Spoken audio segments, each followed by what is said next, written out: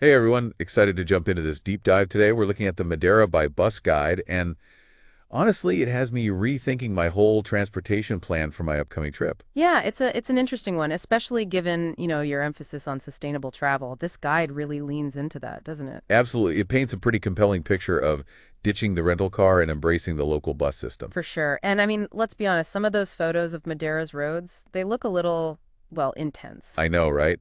Winding and narrow, and the guide mentions parking can be a real headache.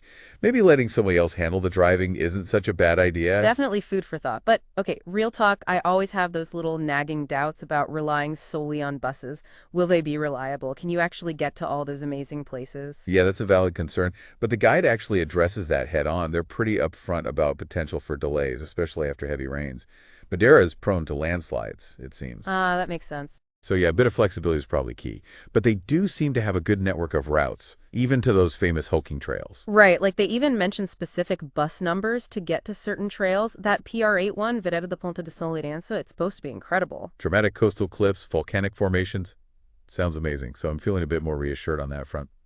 But I have to ask, what about those remote villages I keep seeing photos of? Can you even reach those by bus? Good question.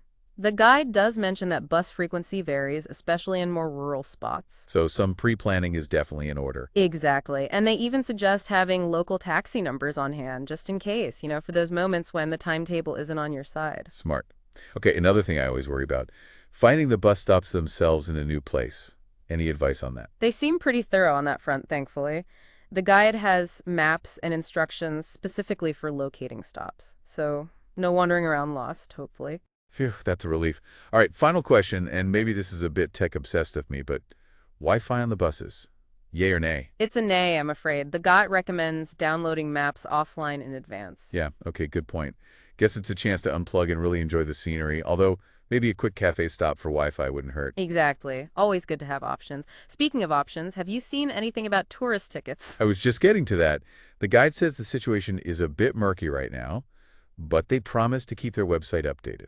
Okay, good to know. So it sounds like this guide is pretty darn comprehensive, but what sets it apart from just using like a general travel app? Right. Well, from what I'm seeing, it's all about the curation. They've got these 24-day trips all planned out, departing from Funchal with estimated times for each stop, suggestions for what to do nearby. Wow, so they've really done the legwork. They have, plus they give you the specific bus stop details for each activity, and it's available in print or as a downloadable PDF. Ooh, options. I like it.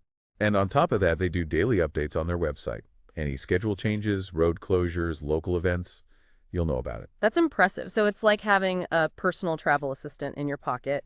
But I'm curious, are they just focusing on the typical tourist spots, or is there some off the beaten path stuff too? That's what I love about it. They really seem to highlight those lesser-known gems, those places most tourists might miss entirely. Ah, that's what makes a trip special. Totally. Even just reading through the place names is exciting. Acadas de Cruz, Ponta Delgada, Arco de São Jorge, Corral das Freitas. They sound so mysterious. Right, like there are secrets waiting to be discovered. Exactly. I'm getting serious wanderlust just thinking about it. This guide is making me rethink my whole Madeira itinerary. It's pretty inspiring, isn't it? It makes you realize there's a whole other way to experience travel. For sure. And it all starts with hopping on that bus. It really does make you consider a different approach. When you're driving, you're so focused on the road, but on a bus, you're free to just enjoy the view. Oh, absolutely. And observe local life, maybe even strike up a conversation with someone. Right. And let's be real, this guide makes it clear that driving in Madeira is no walk in the park. Steep, narrow roads, hairpin turns. Yeah, and the guide even mentioned potential for sudden weather changes, like sunshine one minute, then dense fog the next. Oh, wow. Yeah, that could be tricky, especially on those narrow roads. I think I'd much rather be sipping a coffee on a bus and letting someone else navigate that. Me too. And it's not just about convenience and safety. Think about the environmental impact. Choosing the bus is definitely a more sustainable option. For sure. It's a small step, but it all adds up. Supporting the local transportation system, reducing our carbon footprint, it feels good. It does. And beyond that, there's something romantic about the idea of traveling by bus. Slowing down, really taking in the scenery, getting a glimpse into everyday life. I know what you mean. It's a different pace, a different perspective. You're not just passing through, you're kind of experiencing the journey along with everyone else. Exactly. This guy has really shifted my perspective. I'm starting to see bus travel not just as a practical choice, but as an opportunity for a more authentic, immersive experience. I think that's the key takeaway. It's about embracing a different way of traveling, one that's more mindful, more connected to the place you're visiting. Well said. Now I'm even more intrigued by all those hidden gems the guide highlights. Those off-the-beaten-path places that most tourists probably miss. Oh yeah, those are the best. It's like they have this secret map leading to the real treasures of Madeira. Exactly. And speaking of those intriguing place names, I'm dying to know more about places like Atadas de Cruz and Ponta Delgada. What do you think awaits us in those hidden corners? Who knows? But that's part of the excitement, right? The mystery, the anticipation of discovering something new.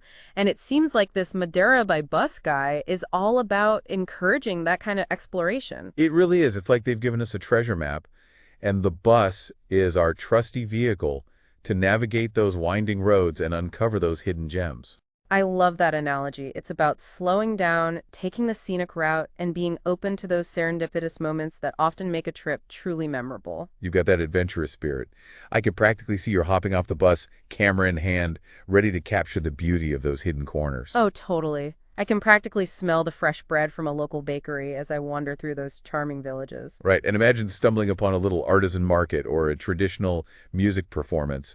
Those experiences you probably miss if you were just driving through. Exactly. It's all about those unexpected encounters, the moments that you can't plan for, but that really stick with you. This guide is making me realize that those are often the most valuable souvenirs we take home from our travels. Couldn't agree more. So I guess the big question is, has this deep dive convinced you to ditch the rental car and hop on the bus for your Madeira adventure? I have to say I'm seriously leaning that way. I think embracing the bus, especially with this guide as my companion, could lead to a much richer and more authentic experience. What about you? Are you feeling the bus travel vibes now? Definitely. I mean, the idea of exploring those hidden gems, taking the scenic route, supporting sustainable travel, it just feels right. Well said.